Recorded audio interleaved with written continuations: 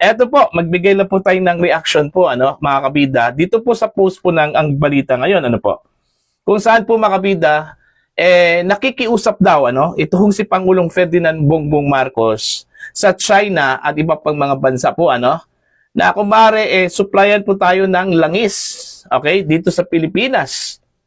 Akala ko ba, wala hong krisis po sa supply po ng langis, po? Yun yung sinabi po, ni Undersecretary Claire Castro, mga kabida.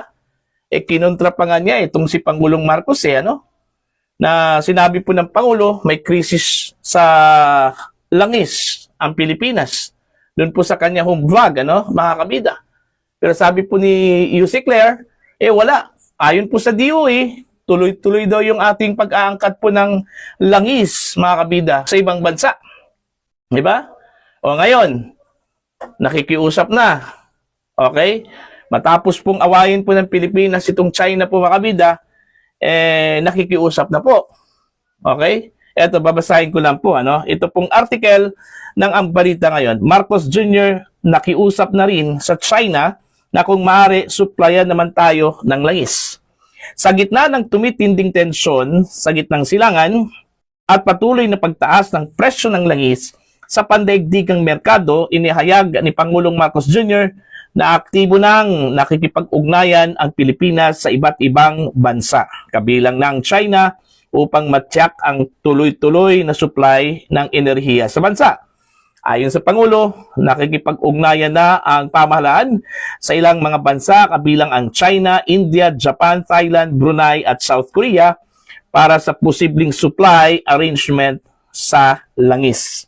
Ang pakikipag-usap sa China at iba pang bansa ay bahagi ng malawak na estratehiya upang mapatatag ang energy security sa Pilipinas. Isang kritikal na hakbang, patuloy ang volatility sa presyo ng petrolyo. So, yan pala. Makikiusap lang pala, mga kabida.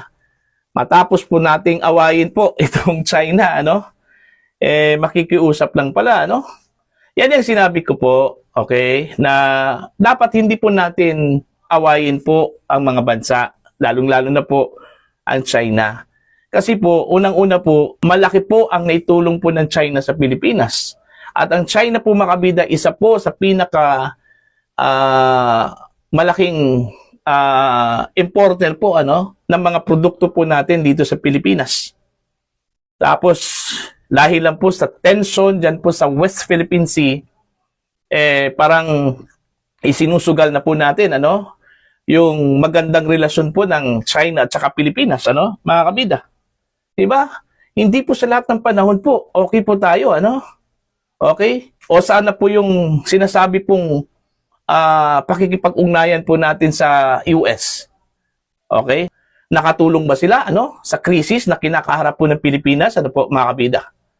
Oh, 'di ba? Wala ko silang naitulong, 'di ba?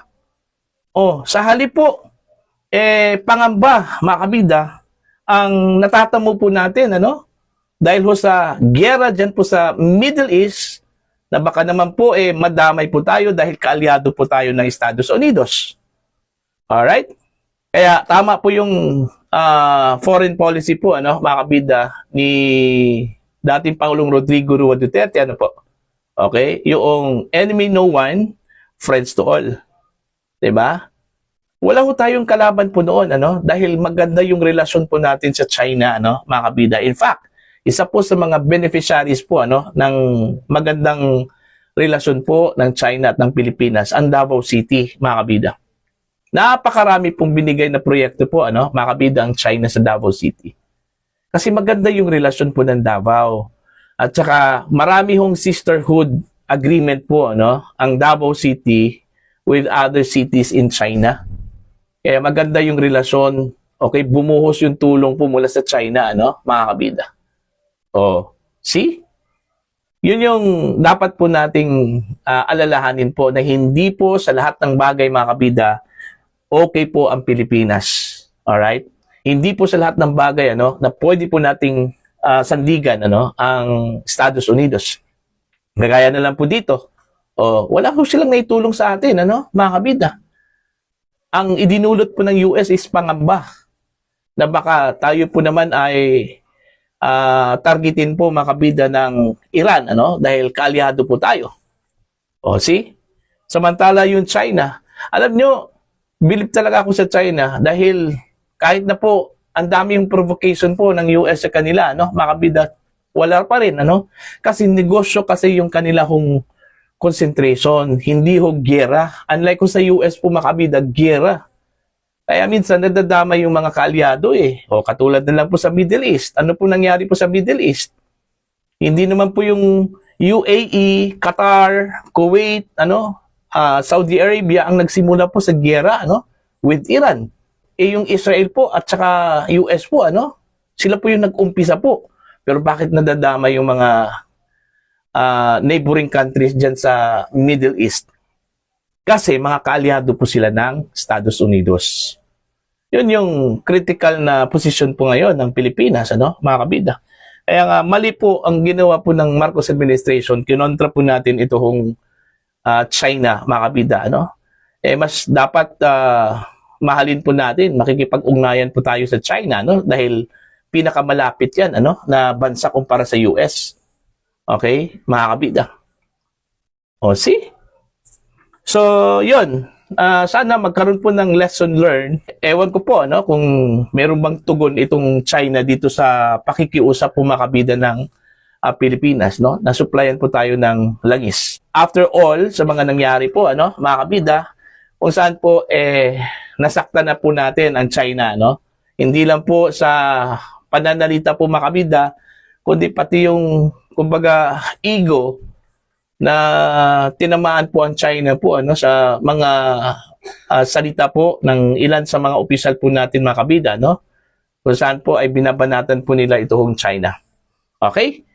So para po sa inyo mga kabida, ano po ang inyong opinion at pananaw po sa bigla hong pakikipag-usap po ng Pilipinas sa China, okay? After sa hindi ho magandang relasyon po, okay? Dahil lang po gusto ho ng Pilipinas, mga kabida, na supplyan po tayo ng langis.